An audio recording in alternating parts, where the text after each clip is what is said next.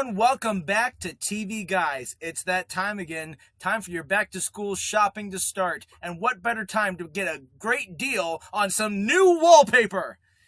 I'm Matt. I'm Brian. And that's the best I got. That's all you get. Yeah, so we're going to be talking about Season 5, Episode 3 of Everybody Loves Raymond, a show we've mentioned a lot on this show. I think we've even talked about some Christmas episodes very early on, but this is our first episode solely developed to Everybody Loves Raymond. Yeah, it's about time, because we are part of everybody, and we do indeed love Raymond. I just thought we should have thought of some way to have a callback to our last episode when in the Bear everyone did not love Raymond. Who is Raymond? Oh yeah, that's right. We don't know, but we don't know. He knows what he did. He knows what he did. I like that we just, peel back the curtain on our podcast here. Hey, guys, I just want you to know, if we were better at our jobs, we would have done this. But since we suck, this is what you get. We're going to reference it and move on. Matt, I want to correct you. We're good at our jobs. It's just that this is not our job. This is our hobby because we're white and we're middle-aged. So what else are we going to do? But what I say is, the whole thing is like, oh, man, another white man with a podcast. But we're not the white guys with a podcast who are like, we are so important and you need to live your life the way we live. No, we fully admit we're just two idiots who like TV. You can disagree with us, and you're probably right. Well, you can disagree with Brian, and you're probably right. If you disagree with me, you're probably wrong. Let's be honest. I'm right about a lot of opinions. So... And another pulling back the curtain, Matt said before, we're recording this later than we normally do, and he said, I'm okay if this one's shorter. And so here's the thing. I think I can sum up this episode in about 10 to 15 seconds. You ready for it? Yes. All right. Italy was fun. Let's have sex. Crash! I can see a house. The brakes are bad, Frank. Let's do insurance fraud. No, pay me. Yay, a wall. Different wallpaper. It's fine. It's the last straw. There's lots of straws. Family therapy. Let's not shout. Okay, cool. And scene. Wonderful. I would have added Robert's like, I have things to share. No one cares. That'd be the only thing I'd add to your synopsis. I purposely excluded Robert from it because I feel like that's in fitting with the theme. Yeah, let's be honest. The episode kind of purposely. It's so funny because Robert is in the final scene, but he really doesn't have lines. No. He's there just because he's part of the series cast and to give his thing at the end.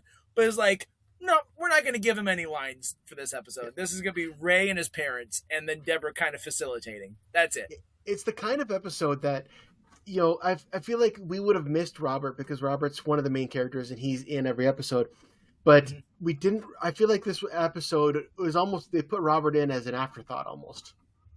Yeah, they're like, oh, we have a way we can use Robert. He can kind of mediate a little bit. He can be the stand-in because he's a cop.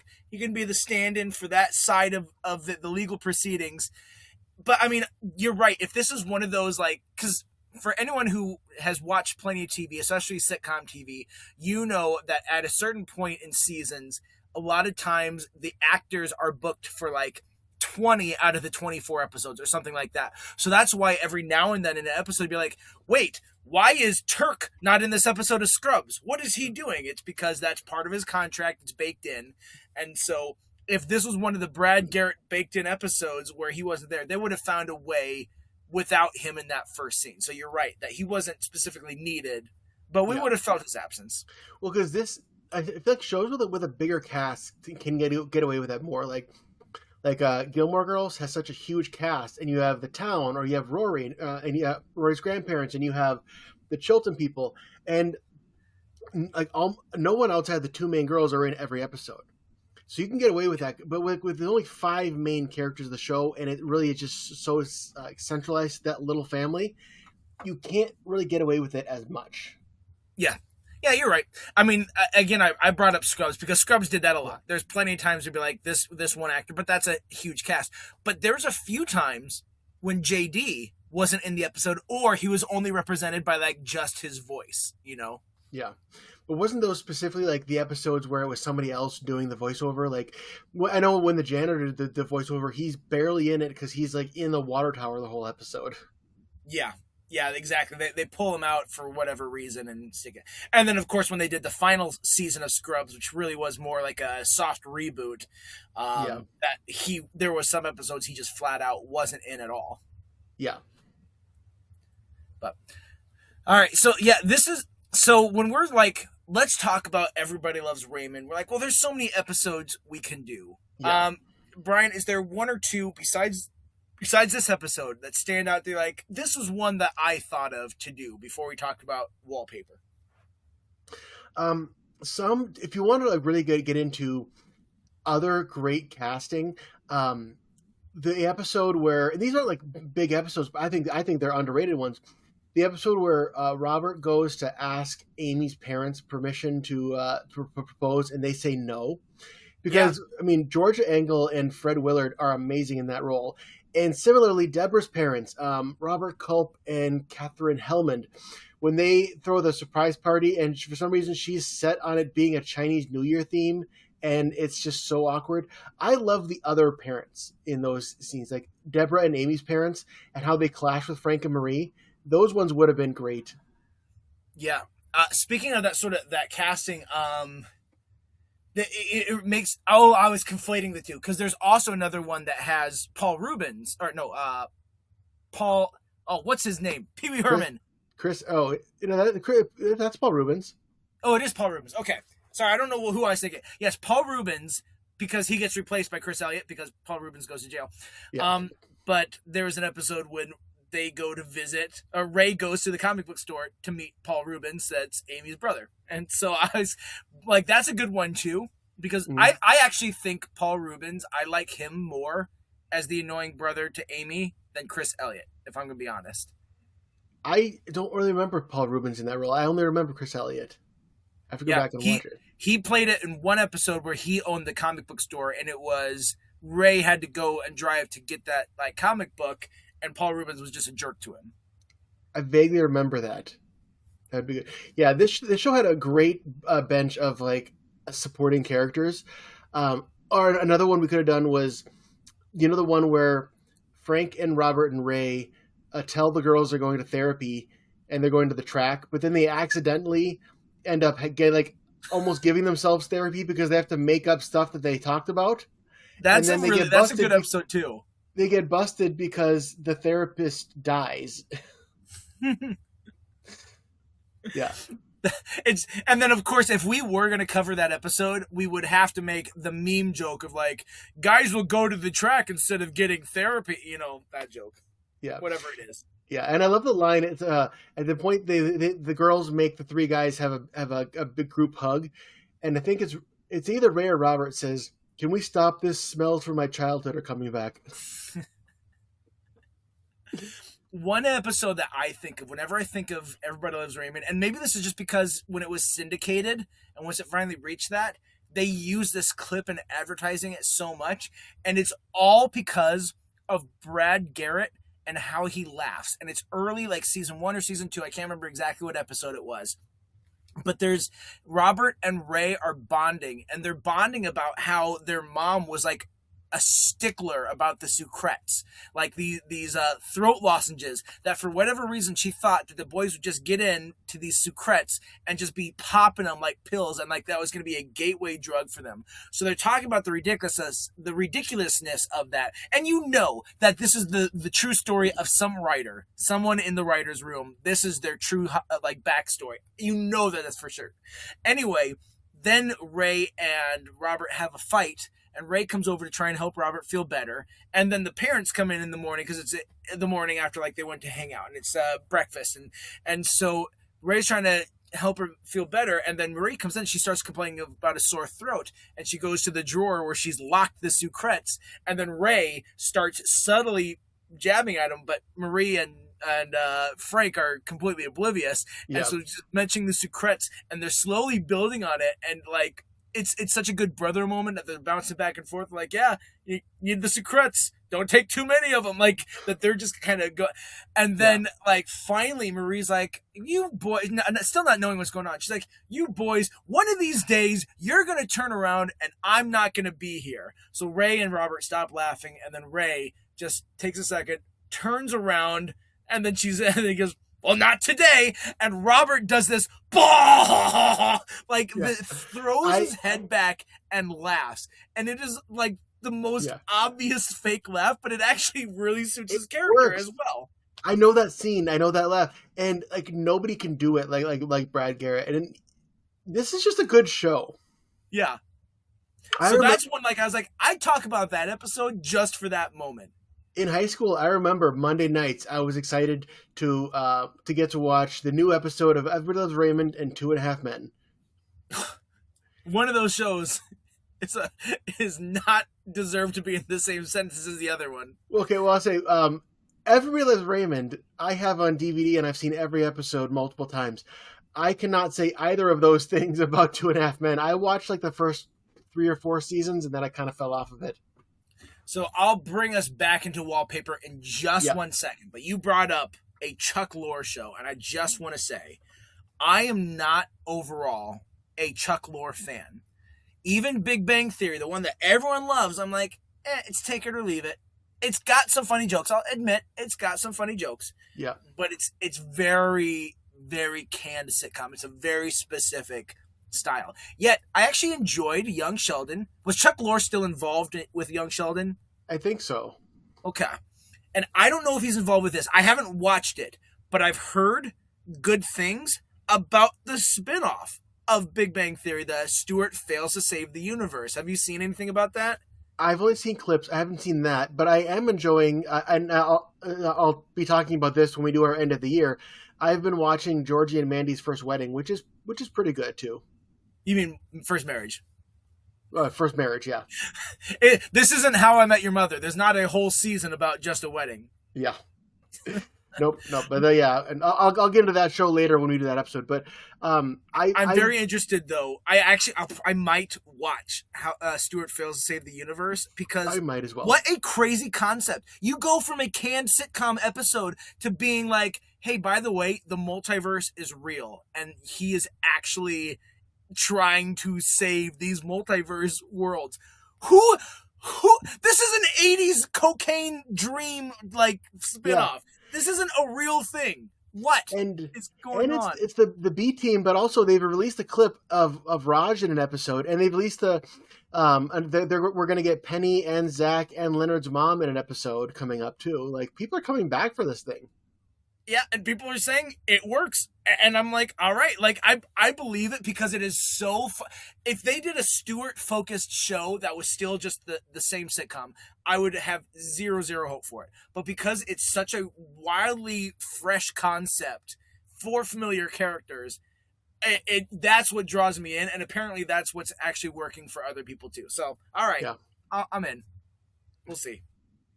I'll try to get in, because then I'll have one more show to talk about it, the best of 2026 when we get there.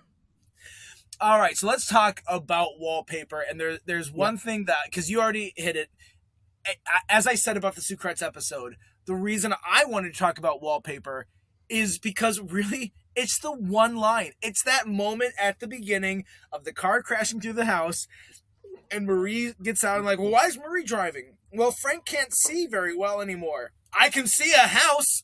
Like, not only is that perfect delivery, but that's also a line that's not that hard to mess up. Not to take anything away from Peter Boyle, but it's just, it's perfect for their relationship. And like, of all the entire, all the lines of Everybody Loves Raymond, from front to back, that is like one of the top 3 lines I think of with this show, is that moment and that line. But that was great. But also the exchange of course the brakes are. Of course the mechanic says the brakes are bad. Every time I go in, they say the brakes are bad. Well, I think the brakes are bad, Frank. So we glossed over it, but this is the famous episode where, just like many other shows, a car went through the house. Deborah and Ray are still on a high from Italy. And it's a lot less fun than we talked about the bear last week. It's a lot Yeah. less fun than the car going through the house in that episode. True. Yeah. And then all of a sudden you hear something going on, and Frank and Marie crash through the house, and it's a big uproar from the audience because they actually they pushed the car through the house. Because the show was filmed before a live studio audience, and so they actually had that part, like the other side of the wall where the car was, blocked off with big curtains so that no one knew that was there. And the car, I just recently saw a behind the scenes thing. There was a cable that went like under the door, under the couch. So technically the car was pulled through that wall.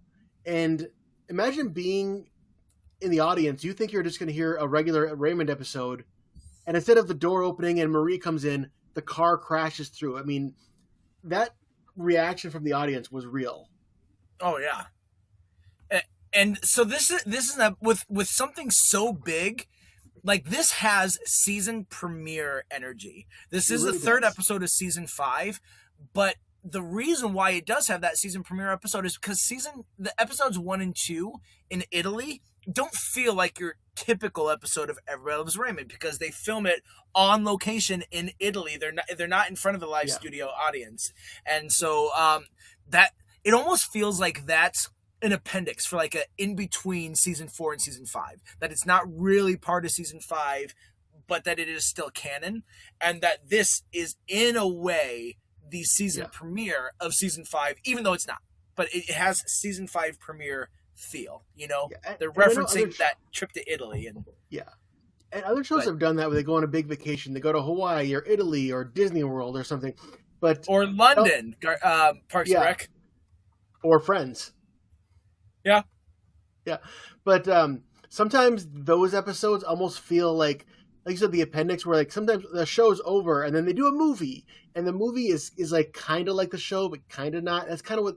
And the Italy episodes were good as well. I haven't seen them in a while, but I know those ones were good.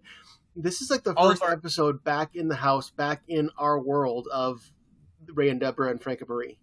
Yeah, all of our nerd friends know this well, of the ones who watch Doctor Who. Doctor Who is famous for doing a Christmas episode that's at the end of the season. It is canon, but it's not really part of the season, You might not have known that, but there you go. Now you do. Sorry to all your nerds. I've never seen any Doctor Who. It's pretty solid, and it used to be on HBO Max, and I've bumped into trouble of watching it now that they took it off HBO Max. They've got it on BritBox, which is something I don't watch, and now they put it on AMC Plus, which is something no one watches. So, yeah. But this episode, as much as it's the car crash episode.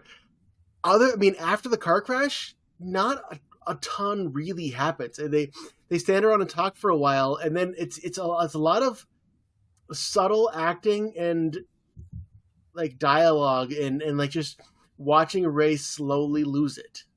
Yeah, Ray isn't always called upon to give a lot of acting in his performance. It's just really like, hey Ray, be your neurotic, doofy self for much of what he does. Yeah. Sure, there's times that like he's acting, but there's plenty of it that's just, it's very much an extension of his stand-up comedy. In this one, he really digs deep into like this place of, I'm gonna show you seething Ray. And I can't think of too many other episodes where we have Ray seething this way. He's gotten upset, he's gotten panicky, but not seething like this. Well, in this one, they really reversed Ray and Deborah, because Deborah is the one that's like, it's okay. We'll just play Kate, Frank, and Marie and not make a big fuss about it. And Ray's the one that's like, no, this is a big deal. And normally, Ray is the one who's too chicken to go against his parents, and Deborah's the one that gets mad. And so it kind of works when you flip that dynamic for an episode. Yeah, especially when it's not one that we like hit over and over and over throughout No. the series.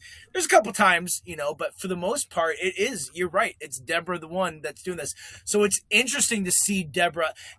And the other thing that's interesting about Deborah is that she does have like this. I know better. Yeah. I've read all these books.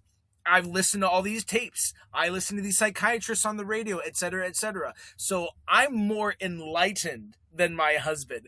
And so for her to try and like conduct this therapy session, but she she's not great at it. But No. she's also not like a buffoon like, how like Frank would be if he was doing it, sort of Yeah. thing. Right. But before that, let's back up to right after the car crash and some of that discussion. It's really kind of takes you back in that time, and there's that generation of like I don't have to follow rules. I was in the war or whatever. That's kind of like how Frank thinks, because he mentions I'm not sure if my insurance is current. We never go anywhere. Like, that's a crime, isn't it? Like, it's you have to have insurance. Like, Frank would I mean, at the very least, get his license taken away. I don't If think he we would go to had jail for that. if we had thousands of people that listened to this episode, you would have just scared two people. Like, wait, I'm supposed to have insurance? Yes. No one ever told me that. At least in the U.S., you are required to have car insurance on your vehicle. What did I go to school for? Sure, I can find X from an equation, but I don't know that I need insurance. Yeah. And Well, so but let's be I honest, didn't, you probably can't find X from an equation anymore. yeah. And then Frank is trying to be like, because there's the deductible with their insurance. And Marie's like, well, you crashed into our house, so you got to pay for it. And Frank is saying, like, all right, get your contractor to add an extra $1,000 to the bill. That way you give me that back. And they're saying this in front of Robert, who's a cop. He's like, you really can't be saying this in front of me. Wow, maybe Frank should run for political office. Pretty much. I mean, yeah. And I just Don't love worry, that whole. we're Minnesotans. We know how it feels. Yeah. But I love that is like, even Marie's like, Frank is always good at insurance. Like, we always do very well with all of our incidents, proving this kind of thing has happened before. And even Ray's like, it's true. I've seen some amazing things. Like, And like, they probably didn't say anything when it benefited them, right? yeah, But of course now they're on the receiving end of it, and so like having to hold your dad accountable. Any person. See, here's something that Everybody Loves Raymond does well too, because it's so real based on life, right? And so there's an episode as well where they hire Gianni to do something for the house, oh yeah, and he doesn't do as good of a job, and they're like, well, we can't fire him because he's our friend, so now we're stuck and we can't like we have a friendship outside of the contractor and contractee relationship, and so it makes it really tough and makes it really murky. And a lot of people, when they reach a certain point in their life, they probably will get some sort of story like this if they're like, yeah, I'll give my friend a shot, or I'll give family a shot with something, or hey, we had a bump together, so let's negotiate this insurance wise. Like, you don't want to ruin that relationship, yeah. but you also have to do it in a way that benefits you. So it's actually a really interesting look in how we as humans behave. That it's almost better to just have these sort of thing with people that aren't family and friends, right? Yeah. Oh, absolutely. And then you think, you almost kind of think, watching this episode the first time, that the big hole in the house, and like, a dog wanders in, that they could have made a whole episode about funny hijinks with their house being open. But no, we skip all of that. Like, the very next scene, we're back. The house is rebuilt, and Deborah's like, "Yay, the wall's done." And it's like, oh, that was abrupt. We just kind of whiplash. How'd they do that for the studio audience? All right, you guys just said they were going to rebuild the set real quick. Hang on. Well, I mean, if they could have had like multiple of those walls made, because I'm sure it's a false wall. They probably did just like, all right, we're gonna take a break. Those things usually have like a hype man. They probably had someone come out and tell some jokes while they brought the wall in. Yeah, if I had to guess. I mean, absolutely. I'm sure that's exactly what happened. Yeah. But. So they bring in the wall, and this is where it's like, okay, there's no conflict as of yet. Even Deborah's happy. The wall's built. Everything's great. And apart from a car coming into your house, yes, that's small, tiny conflict. But at this point, it's been paid and everything's been fixed, and and no one got hurt. So then, all right, well, where's and this is a weird, like we said before, Deborah's very complacent, and Ray doesn't notice it at first, and he says, "Wait a minute, why are the stripes different?" And looking at it, I couldn't tell a difference. I don't know if you can. I don't think it is. I'm gonna go on the limb and say it's not actually different, and it's just they were inventing something for Ray to have conflict about. Yeah, because I mean, I feel like they could have had it be just as different enough that we could see it. And this is where, and it's like even Deborah is like, it's close enough. You can't even tell unless you look right at the wall. And this is where he said, and Ray will say later, this is the last straw. So it's like, it's not really about the wallpaper. It's been 5 seasons of Frank and Marie being Frank and Marie. And now he has an excuse, something that is their fault that he can throw at them. And I don't even know if he realizes he's doing it until the therapy session later, but he just goes off the handle. Yeah. Sorry. Yeah. And now is when I add good flavor to the episode. Ta-da! There are so many episodes that you go through the description and I'm like, yeah. So I owe you one. This is my line now. And back to you. Yeah, so then Frank and Marie come in and they argue again about the wallpaper because any changes or re-wallpapering the room would have to be from Frank. And, Frank is a cheapskate. He's like, I'm not paying for this. It looks fine. It's good. And this is when they get into like a screaming match, and Deborah, I think, is it Deborah that starts to think like, all right, let's all sit down and talk about this. And like you said before, she goes into therapy mode because she thinks, she doesn't realize that she's one of the crazies. I mean, sure, she's not as crazy as Frank and Marie, but she's thinking, okay, I'm the sane one. I have to guide them through this. And again, this is where I really praise Ray and what he brings to this scene. Because there's a way that you could deliver this that's less funny, but there's this moment when Marie's trying to deflect. She's like, Frank, you're driving everybody crazy. And Ray's like, it's you too. And she's like, what did I ever do? And he's just still subdued, but you can tell he's like using all of his faculties to hold this in. He just, you're intrusive. How am I intrusive?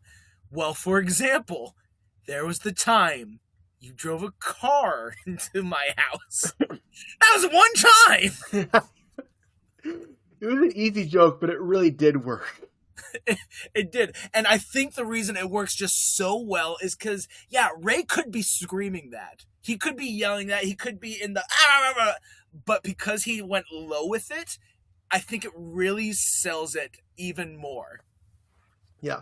And to make it funnier, at one point, Frank and Marie are not fighting back.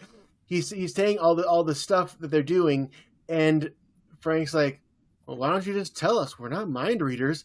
And it's almost like gaslighting. Like, no, we're normal, we're sane people. It's like, no, most of the time you're not.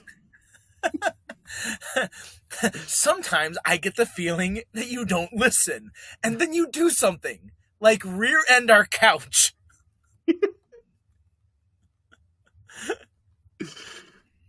Yeah, it's a good scene. It's not as good as crashing the car in the wall in the first place. Like, man, that audience reaction when they come in, everyone's cheering, and then Marie steps out, and then they all go nuts. Like, yeah, that's something we don't get from sitcoms anymore because nothing is filmed in front of a live studio audience. Or just use the canned laughter. Yeah, Big Bang Theory. So, like, I've been listening along with the How We Made Your Mother podcast, which is hosted by Josh Radnor and Craig Thomas, who Joshua was Ted on How I Met Your Mother, and then Craig created the show. And they talk about how, for all of Barney being totally like a horrible womanizer, they have to keep it in check by every now and then he has to like get some comeuppance and get and not come up on top. And this is Yep. kind of like that for Marie, because Marie often gets to be manipulative and where it's like, and she wins. But this is the kind of thing like seeing her get out of the car is like, oh, she's finally in trouble. It's like her version of that. Yeah. And I don't know if Marie gets away with it specifically, but at the same time I don't think she gets the comeuppance because, like you said, Yeah. she's a gaslighter. That's what she does. Yeah. Frank just like bounces it off of him. Someone brings a complaint against Frank. Who cares? He'll either shout you down or he'll just like laugh it off or make fun of you or whatever. Marie, she convinces you that you're the problem, and so having both those is an issue. Yeah, like Ray is giving her real, like, legitimate concerns, and she's like, and then if you tell us things, then you won't have to shout at us, which is very unpleasant. Yeah, you feel for Ray. There's no winning with them. There's no winning. Mm. But I do like I brought up when you did your rundown. I love your rundown. That was great. You should do that more often. We need to have Ryan's rundown of the episode. But then we get to the end of it, and it's just like they're finally all like, okay, we've reached a good spot. I actually watched this episode a couple weeks ago, and I can't quite remember exactly how it ends, apart from getting to Robert. Like, oh, they're making strides. Well, I have some things I'd like to get off my chest. And Marie's like, oh, Robert, that's enough. You're bringing everyone down. Yeah. No, at the very end, they're over and they're kind of being intrusive, and it's like Ray and they're being demanding of Deborah, I think, like, oh, give me a snack or something like that. And it's just kind of like, all right, well, next week we're back to normal, folks. and then Ray comes in. Are you gonna get that for him? Because I could use one too. Yeah. And okay, we haven't talked about Robert, so I'm gonna go on a little bit of a Robert tangent. I realized so this is one of three moments I'll mention of Robert. Brad Garrett has such great reactions to things.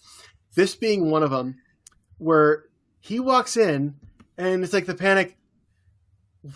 The car, and then he looks around. He realizes first everybody's okay, so I'm allowed to think this is funny.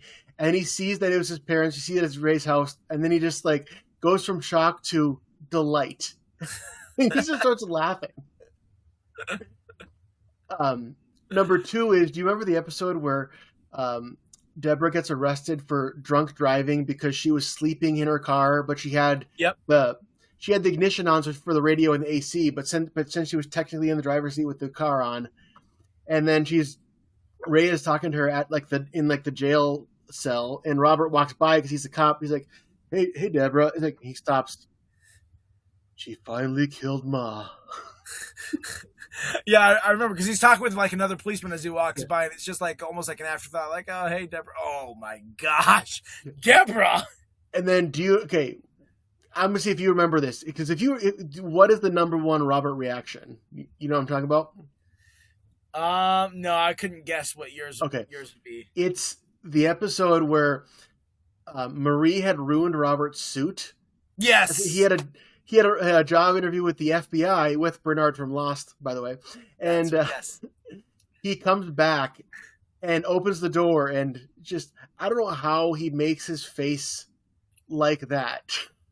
He looks like he's in a horror movie. Yeah. Like he's there to murder her. Just his eyes are buggy. He's standing. His shoulders are cockeyed. His got like his teeth grinding. Like you can't hear it, but it's almost like audibly grinding his teeth right in front of her, and like he's slightly quivering, just slightly. Yeah. And he's got giant. His eyes are giant and unblinking, and even Marie turns around. Ho ho! I mean, that's not this episode, but I had to bring it up. Just like it's funny. We're not talking about Brad Garrett because he really doesn't have much to do in this episode, but he is a treasure of comedy. Here's a fun fact. So Brad Garrett was up again. He won an Emmy for Best Supporting Actor, and he won it over I believe it was over Jeffrey Tambor, and I believe it was for Arrested Development. And Yeah. so in the following season, after that Emmy episode, when Jeffrey Tambor was like faking something or whatever for Michael, Michael's like, "All right, great, good job, Dad. You're a great actor. You're a real Brad Garrett." I remember that line, but it makes so much more sense now that it's an Emmy nod. And then they do it again later when Jeffrey Tambor is in the show Transparent, where he plays a trans woman, and so in like then this is when it's on Netflix in season 4 or 5 or whatever, Yeah. and so he at one point, because he's taking estrogen pills, is wearing like a wig and acting like a woman, and so the narration for when he's finally done with that, it says when he realized that no one would give him an award for playing a woman. Then like it continues on because he didn't win his award for playing a woman on Transparent. Did he ever win an Emmy? I don't know if he did. Let me look it up while you steer us in a different direction. I know that he's been nominated a number of times. Okay, one for outstanding lead in 2015. Oh, he did win in Transparent twice in a row. Or 2015 and 2016. But that first time he must have not have. Well, I mean, what I would say is like for Everybody Loves Raymond, it's like we said earlier. There's the main five, Ray, Deborah, Robert, Frank, and Marie. If we were ever to do another episode about Everybody Loves Raymond, I would recommend either doing talk about our best extra characters, like Deborah's parents, Frank's parents, or not Frank's parents, Deborah's parents, Amy's parents. The Lee and Stan and Garvin, like there's all those people. Or just Ray's here. And it's just such a dumb gag but it works every time. Other dumb gag, and it maybe is not as okay now, but just the other old guy. I'm not gay. Oh, yeah. His assertion of it multiple times. Yeah. Either just talk about them or else do another one of our character rankings, because it'd be so fun to dive into all these characters. And sadly, all of these characters we're talking about outside of the main five, including 2 of the main 5, are all not with us anymore. Yeah. But yeah. all the old ones for sure. And then 2 of the mains and one of the kids. Yeah, sadly, yeah, one of the kids as well. But yeah, there you go. That is the episode Wallpaper. You're acting, I can talk forever. No, I told you this is going to be a short episode. It's a half-hour comedy. But that's fine. It's fine. It's all right. They can't all be the 2-hour-long episodes where we talk about lost characters. And someone out there is saying, thank you. Well, they're not required to listen.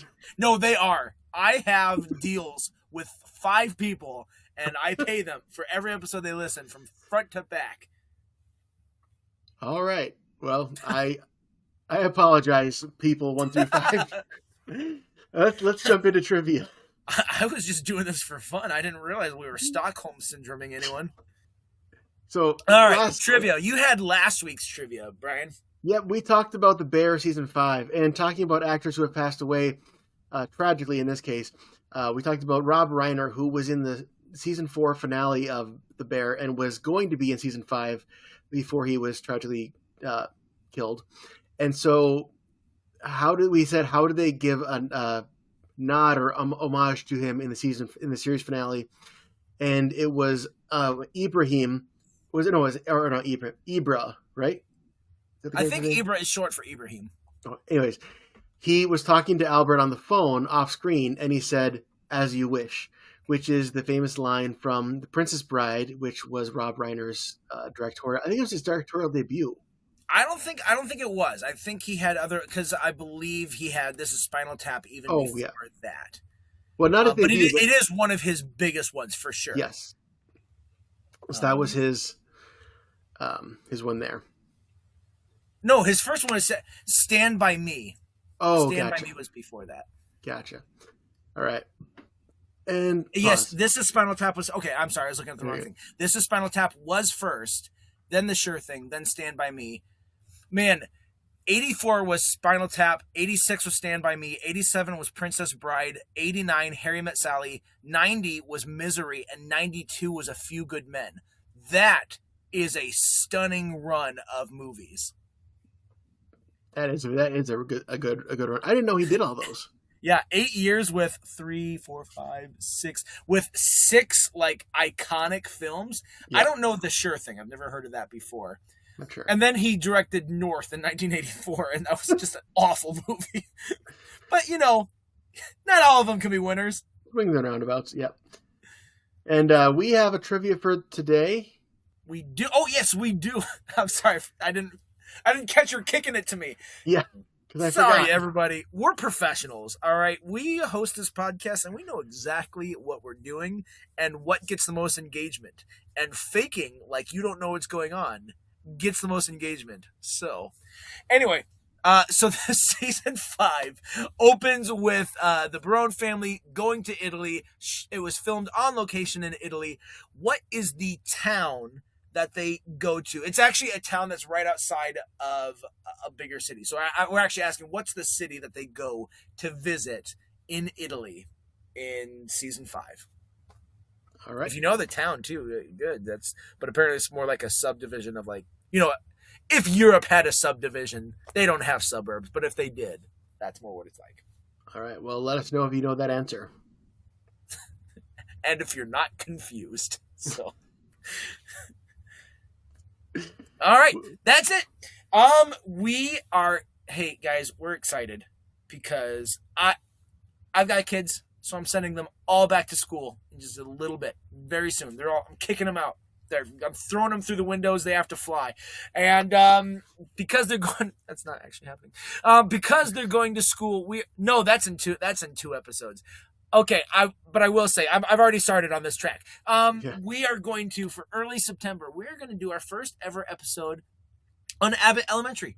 It is a great show. It is one of these mockumentaries that follows the styling of The Office and Parks and Rec. We haven't talked as much about it, but just because I didn't think Brian had been watching it, but Brian started watching it, and we're like, no, this is a great show. We need to talk about it. We're going to have an episode. Next time we're talking about Survivor, and then we're talking about Abbott Elementary after that. You were right. I wasn't watching it until very recently. Yep. I just knew. I'm like, yep. Brian doesn't watch black people shows. No way. Nope. I didn't watch all of Fresh Prince or Family Matters. Or Cosby. Or The Cosby Show or Smart Guy. I watched all of those. Yeah, exactly. No black people shows. None. Not allowed. And you blew past it, but next week we are talking about Survivor, Panama, season 12.